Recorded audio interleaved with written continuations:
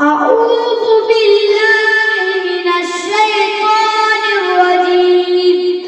بسم الله الرحمن الرحيم. والتين والزيتون وطور سينين وهذا البلد الأمين.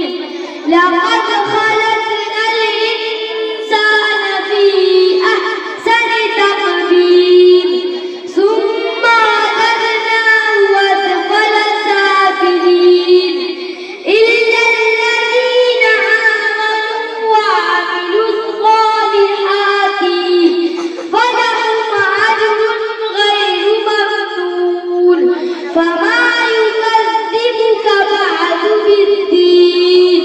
أليس الله بأحكم الحاكمين.